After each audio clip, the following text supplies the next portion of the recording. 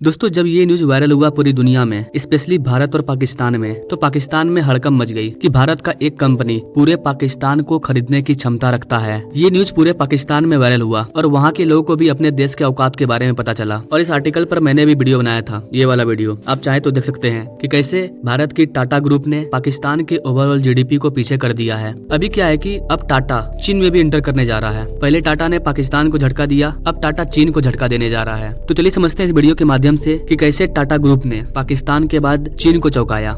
स्वागत है आपका बीएच मोटिवेशन के एक और वीडियो में। मैं हूं विकास।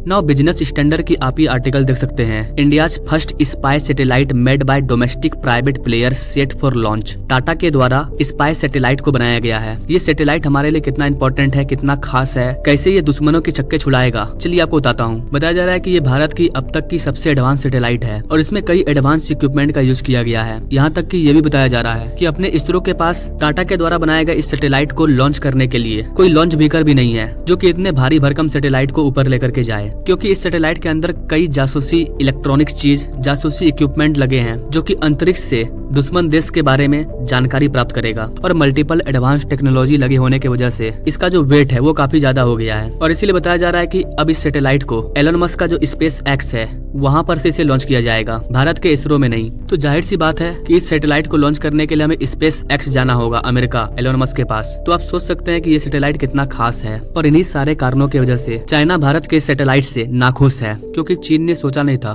कि भारत स्पाई सैटेलाइट बना लेगा। इसलिए कहा जा रहा है कि टाटा ग्रुप ने पाकिस्तान के बाद अब चीन को करारा झटका दिया है और इसे भारतीय सेना के एक बड़ी ताकत के रूप में भी देखा जा रहा है। गाइस, आपको बता दूं कि अंतरिक्ष में चीन के काफी ज्यादा सैटेलाइट हैं और चाइना इन सैटेलाइट के मदद से सभी देशों पर नजर रखता है। चाइना की जो फौज है उसके पास ये सारा डाटा जाता है इन सैटेलाइट के माध्यम से। लेकिन भारत भी अब इस रेस में कूद पड़ा है और भारत भी अपनी प्राइवेट सैटेलाइट को लॉन्च करने जा रहा है, जो कि चीन के खुफिया जानकारियों को भारत के सैनिकों को देगा। तो रतन टाटा के साथ एलन मस्क का भी हाथ है इस सैटेलाइट को लॉन्च करने में, क्योंकि सैटेलाइट बनाने का काम तो रतन टाटा की टीम ने किया है, लेकिन इसे लॉन्च करने का काम एलन मस्क करेंगे। इस सैटेलाइट को अप्रैल में अमेरिका के फ्लोरिडा, जहाँ पर की स्पेस एक्स है, वहाँ पर से इसे लॉन्च किया जाएगा, जो कि सैटेलाइट को टाटा के द्वारा डेवलप किया गया है। इसलिए इसका नाम है टाटा एडवांस सिस्टम एलटीडी, यानी कि TASL। तो कहने का मतलब ये है कि भारत इसरो की भी मदद ले रहा है अपने डिफेंस को बूस्ट करने के लिए, और अब हम प्राइवेट सेक्टर को भी वेलकम कर रहे हैं कि आप हमारे स्पेस की दुनिया में कूदिए और हमारे डिफेंस सिस्टम को और अधिक मजबूत कीजिए, जिसमें टाटा भी आगे आ रहा है। क्योंकि इसरो के पास ऑलरेडी कई सारे प्रोजेक्ट हैं, लेकिन कुछ ऐसी टेक्नोलॉजी है जो इसरो के पास भी नहीं है। उसकी खामियों को पूरा कर रही है भारत की प्राइवेट कंपनी टाटा।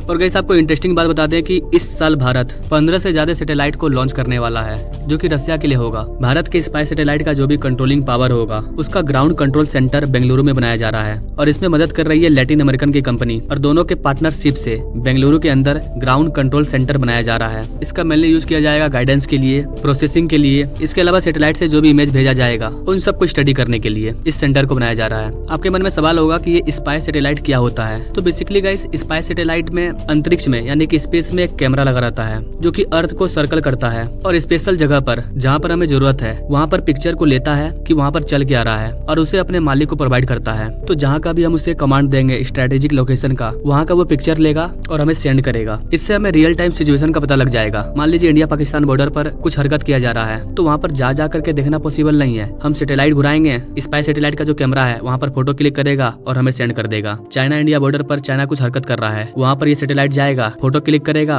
और हमें सेंड कर देगा। और इस तरह से हम करंट सिचुएशन के बारे में जान पाएंगे कि हमारे एरिया में, हमारे आसपास के बॉर्डर में क्या हो रहा है। तो ये जो स्पाई सैटेलाइट है ये काफी एडवांस होता है, बहुत ही इंपॉर्टेंट गैदर इन्फॉर्मेशन को ये जुटाता है और हमें प्रोवाइड करता है, जो कि हमारी आर्मी और हमारे इंटेलिजेंस के लिए काफी इंपॉर्टेंट होता है। इसका एक और फायदा होगा कि मान लीजिए कोई देश है, वो बोलेगा कि आपका स्पाई सैटेलाइट स्पेस में मौजूद है, तो आप हमारे देश के आसपास जो हरकत हो रही है उसकी फोटो क्लिक करके दीजिए, तो हम यहाँ पर बिजनेस भी कर सकते हैं उससे। उसके लिए हम उसे चार्ज कर सकते हैं। और पहले भारत ऐसा ही करता था। इन सारी चीजों को जानने के लिए हमें रसिया पर, यूएस पर, स्पेशली यूएस पर हमें डिपेंड रहना पड़ता था इन सारी जानकारी के लिए। तो मेनली अब जो भी बॉर्डर पर हरकत होगा उसका हमें पता लग जाएगा पहले से ही और हम अलर्ट हो जाएंगे। तो ये सैटेलाइट भारत के लिए भी बहुत जरूरी है, चाहे वो बांग्लादेश का बॉर्डर हो, पाकिस्तान का बॉर्डर हो, चाइना का बॉर्डर हो। इन जगहों पर बहुत ज्यादा हरकत होता है जिसका सरकार को, हमारे देश के जो इंटेलिजेंस ऑफिसर है उनको कुछ पता नहीं चलता है। लेकिन अब ऐसा नहीं होगा, अब ये सैटेलाइट तैयार है जो हमें पूरी की पूरी खबर देगी। आई होप कि गाइस आप समझ पा रहे होंगे कि ये जो स्पाई सैटेलाइट है, ये हमारे लिए कितना इंपॉर्टेंट है, इससे कितना भारत को फायदा होगा।